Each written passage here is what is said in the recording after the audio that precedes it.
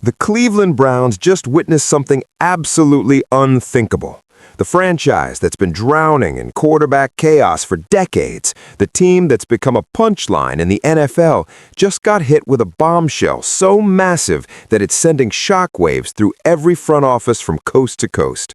Myles Garrett, the defensive monster who just shattered the single-season sack record, isn't just making plays on the field anymore. He's now stepping into a role nobody saw coming, and the ripple effects are about to change everything we thought we knew about how the Browns operate.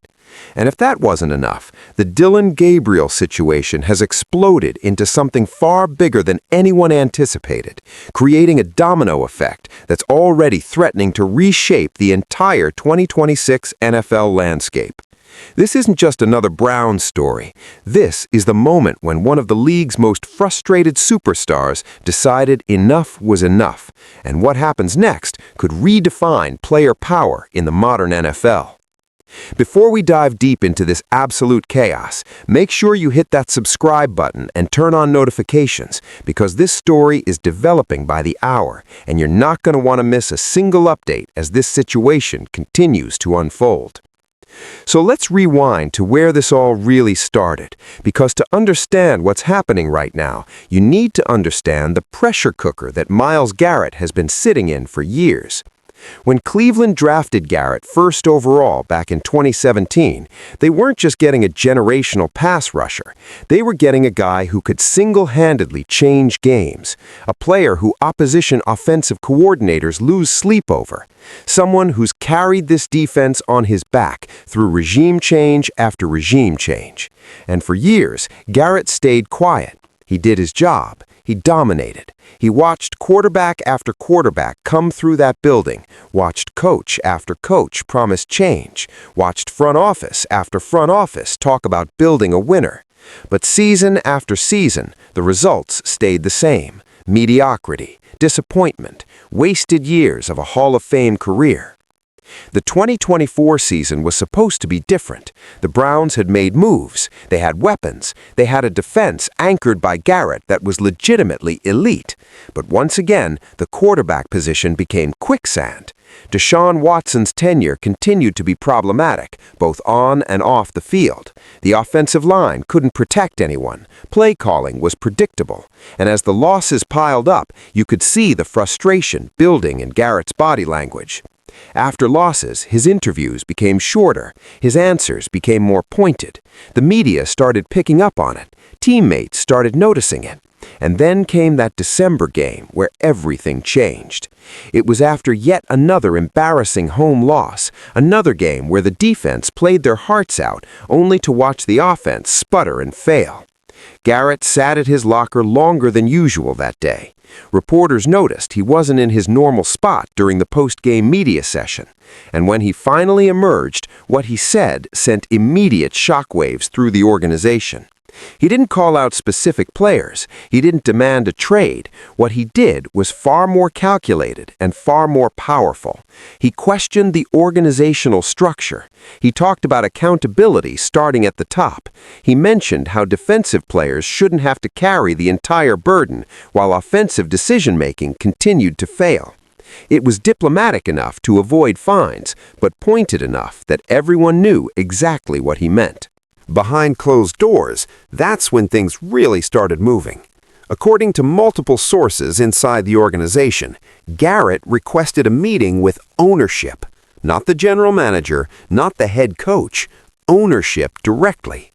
The Haslam family, who've been criticized for years about their handling of the franchise, suddenly found themselves face to face with the one player they absolutely could not afford to lose, the one player whose trade value would be astronomical, the one player whose departure would signal complete organizational failure. And in that meeting, Garrett laid out something unprecedented. He didn't want out, he wanted in. He wanted a voice in how this team moves forward. He wanted guarantees about the decision-making process.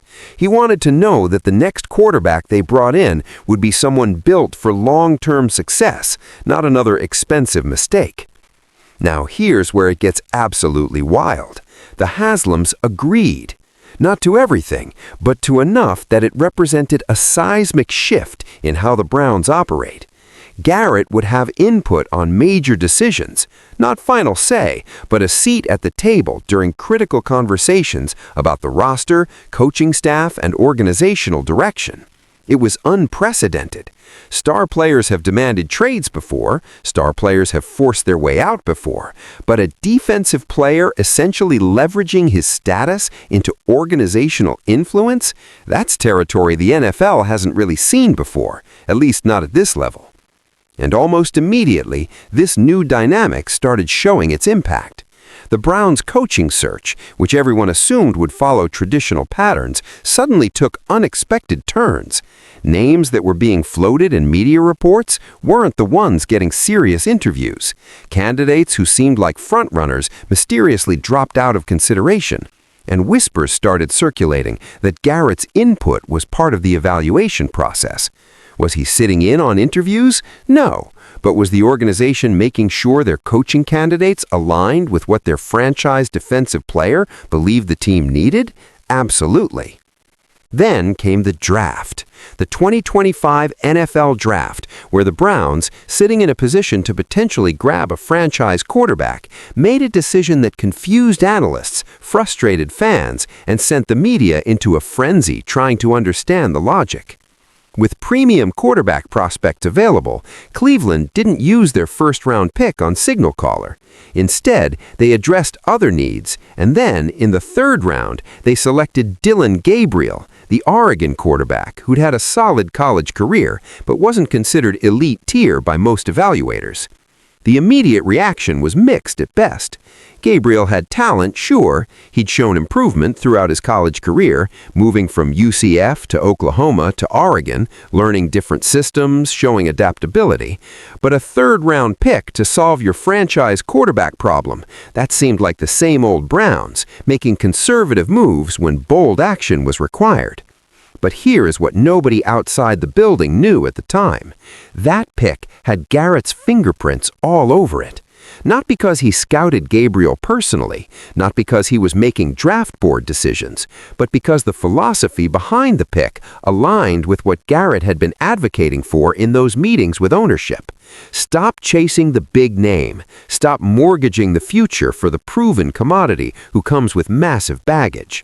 Find someone hungry, someone coachable, someone who fits what you're trying to build. Gabriel checked those boxes. He was a leader at every stop. He was accurate. He made good decisions. He wasn't going to command a massive contract immediately. And most importantly, he had the intangibles that you can't always measure in combine drills. The initial plan was for Gabriel to sit and learn. The Browns still had Deshaun Watson under that massive contract. They'd also signed veteran backup options. Gabriel was supposed to be the developmental piece, the long-term insurance policy. But then the 2025 season started, and once again the Browns' quarterback situation imploded. Watson struggled. The backup options weren't any better. By mid-season, Cleveland was sitting at 3-7, their playoff hopes evaporating, and the calls for change were deafening. Fans were showing up to games with bags on their heads again. Sports talk radio was brutal. The national media was doing their annual Factory of Sadness segments. It was the same exhausting cycle this franchise had been trapped in for decades. That's when another behind-the-scenes power play happened. According to sources who've spoken to multiple media outlets, Garrett went to the coaching staff. Not to demand they start Gabriel, but to have an honest conversation about what this season was really about. Were they genuinely trying to salvage a playoff run with a broken system, or were they wasting valuable development time on a situation everyone knew wasn't working? It was a gutsy move. Players don't typically approach coaches about offensive personnel decisions, especially when that player is on defense. But Garrett had earned that capital. He'd earned the respect. He'd earned the right to ask the tough questions. What happened next surprised everyone. In Week 11, the Browns announced that Dylan Gabriel would start the following week, not because Watson was injured, not because of some minor benching that could be walked back, but as a genuine changing of the guard. The organization framed it as giving Gabriel a chance to show what he could do, to evaluate their future, to see if this third-round pick could develop into something special. But everyone inside that building knew the real story. This was the organization responding to Garrett's influence. This was them acknowledging that their franchise defensive player had been right about the direction they needed to go. Gabriel's first start was rough. He threw 2 interceptions. The offense sputtered. Cleveland lost by double digits. The immediate reaction was predictable. Media members who'd already been skeptical about the pick used the performance as validation. Fans were divided between those who wanted to see more and those who thought this was just another failed Browns experiment. But something interesting happened in the locker room after that game. Garrett was one of the first players to approach Gabriel, not to console him, not to offer empty platitudes, but to talk about what he saw, what adjustments could be made, how the defense would continue to give the offense opportunities. It was leadership beyond just his side of the ball. It was Garrett functioning almost like a veteran mentor, which was bizarre considering he's a defensive end and Gabriel was a rookie quarterback. Over the next 6 weeks, something unexpected started happening. Gabriel didn't suddenly transform into an elite quarterback overnight. He still made rookie mistakes. He still had games where the limitations were obvious. But week by week, you could see growth. The interceptions decreased. The decision-making improved. The offense started moving with more rhythm. And while the Browns didn't make the playoffs, they finished the season winning 4 of their last 6 games, with Gabriel showing enough promise that the front office started having very different conversations about their 2026 plans than they'd anticipated having a few months earlier. Now this is where the story takes its most recent and most explosive turn, and why the 2026 NFL landscape is about to get absolutely chaotic. During the offseason, after Gabriel's promising finish to his rookie campaign, after the Browns had made additional roster moves to support their young quarterback, rumors started circulating about trade interest in Gabriel from other teams. At first, these seemed like typical off-season speculation. Teams always call about young quarterbacks showing promise. It's due diligence. It's exploring options. Nobody really thought Cleveland would move on from Gabriel after just 1 season, especially considering how they'd invested in him and the trajectory he'd shown down the stretch. But then, the whispers got louder. Multiple reports started surfacing from credible league sources that several quarterback-needy teams weren't just casually inquiring, they were making serious offers.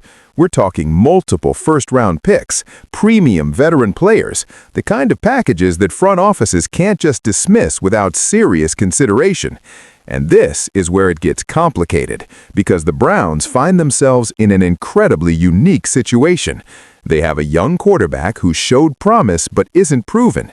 They have a defensive superstar who finally has organizational influence and has been advocating for stability. They have a fan base desperate for answers, and they have other teams dangling offers that could reshape their entire roster. The complication intensifies because of what else is happening around the league. The 2026 quarterback class isn't particularly strong. Several veteran quarterbacks are aging or coming off disappointing seasons. Teams that thought they had their guy are suddenly back in the market.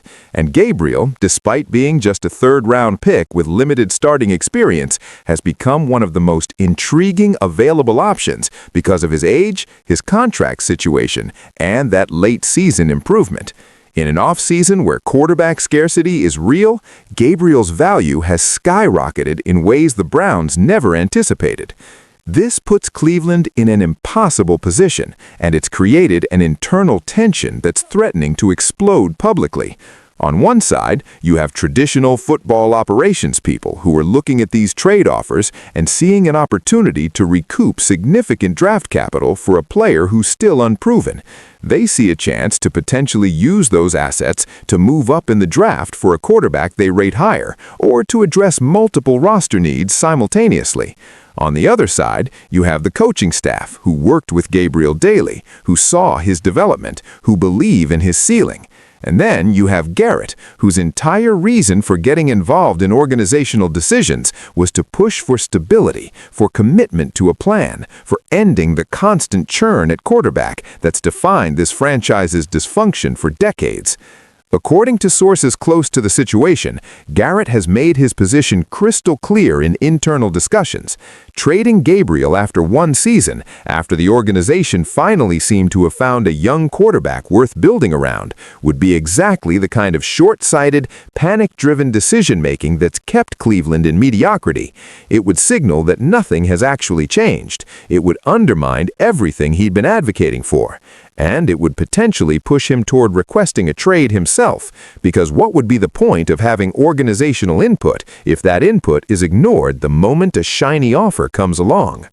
But here's where it gets even more complicated, and why this isn't just a Cleveland story anymore. If the Browns do trade Gabriel, where he lands could create massive ripple effects across multiple divisions. The teams most aggressively pursuing him include several Cleveland rivals and competitors. Imagine Gabriel going to a division opponent. Imagine him developing into a legitimate franchise quarterback for a team that's already competitive. Imagine the Browns facing him twice a year while they're back to square one at quarterback. That's the nightmare scenario that has Garrett so frustrated, and it's the scenario that could legitimately happen if Cleveland's front office decides to take one of these offers. And the chaos doesn't stop there, because other teams are watching how this plays out. If Cleveland does trade Gabriel for a massive haul, it sets a precedent for how teams value young, promising, but unproven quarterbacks in a scarcity market. It could trigger other moves. It could cause teams with established quarterbacks to start listening to offers. It could reshape how front offices think about the development timeline for young quarterbacks versus trading them at peak value. We're potentially looking at a domino effect that changes the quarterback landscape across the entire league. Meanwhile, Garrett is in an incredibly difficult position. He leveraged his status to gain organizational influence specifically to prevent this kind of chaos. He wanted stability. He wanted a plan. He wanted the Browns to commit to something and see it through. And now, just months later, he's watching that plan potentially fall apart because other teams are waving premium draft picks in front of ownership. If Gabriel gets traded, Garrett's influence looks hollow.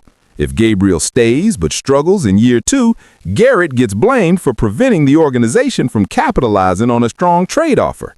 He's essentially tied his reputation to Gabriel's success now, whether he intended to or not. The tension within the Browns organization right now is reportedly at an all-time high. Meetings are heated, factions have formed. Garrett's camp, which includes several veteran defensive players and some coaching staff members, is advocating strongly for staying the course with Gabriel. The front office personnel evaluating these trade offers see an opportunity they might never have again. Ownership is caught in the middle, trying to balance keeping their franchise defensive player happy while also not wanting to turn down potentially franchise-altering draft compensation. And all of this is playing out while free agency approaches, while the draft looms, while other teams are making moves to improve, while Cleveland sits in organizational paralysis trying to figure out their next step. What makes this even more fascinating from a league-wide perspective is what it represents about player empowerment in the modern NFL. Garrett isn't a quarterback. He's not demanding a trade because he's unhappy with his contract. He's not publicly complaining. He's not creating locker room drama. He's doing something more nuanced and potentially more impactful. He's using his status as a generational talent to push for organizational changes in decision-making processes. And whether this experiment succeeds or fails will influence how other star players around the league think about their own leverage and their own ability to shape the franchises they play for. If the Browns trade Gabriel against Garrett's wishes and he requests a trade shortly after, it validates every criticism about how Cleveland has operated for years. It proves that even when they try to do things differently, they fall back into the same patterns. But if they keep Gabriel, commit to the development plan, and it doesn't work out, Garrett becomes part of the problem rather than part of the solution. He's backed himself into a corner where he owns part of the outcome, which is exactly what happens when you gain organizational influence. You get credit when it works and blame when it doesn't. The next few weeks are absolutely critical. The Browns have major decisions to make before free agency begins. They need to figure out their coaching staff situation. They need to determine if they're aggressively pursuing additional talent to support Gabriel or if they're tearing things down and starting over. And they need to manage Garrett's expectations while also doing what they believe is best for the franchise long term. There's no easy answer here. Every option carries significant risk. For the rest of the NFL, this situation is being watched incredibly closely. General managers are taking notes on how this plays out. Player agents are observing what leverage their own star clients might have. Teams with young quarterbacks are getting calls about potential trades because Cleveland potentially moving Gabriel has opened up a market that wasn't there before. The entire quarterback ecosystem in the NFL is in flux right now, and a significant part of that flux traces back to decisions being made or not made in Cleveland. And hovering over all of this is Garrett himself, the player who broke the single-season sack record, who's arguably the best defensive player in football, who finally has the organizational voice he'd been seeking, and who now faces the prospect of that voice being ignored. His legacy is being written right now, but not just in sacks and pressures and game-wrecking performances. It's being written in whether he can successfully push his franchise towards stable, long-term thinking, or whether he becomes another example of a generational talent whose prime years were wasted by organizational dysfunction. The stakes couldn't be higher for him personally, for the Browns franchise, and for how this kind of player leverage functions moving forward in the NFL. What happens next will define the Cleveland Browns for the next half-decade. It'll determine whether Myles Garrett finishes his career as a Brown or demands out. It'll show whether Dylan Gabriel develops into a franchise quarterback in Cleveland or somewhere else. And it'll send ripples through the entire 2026 NFL landscape that we're only beginning to understand. This story is far from over, and the next chapter is about to be written. This video is based on current reports, insider information, and ongoing developments surrounding the Cleveland Browns organization. The situation remains fluid, and information continues to emerge. For the most up-to-date details, continue following credible NFL news sources and stay tuned to this channel for updates as this story develops.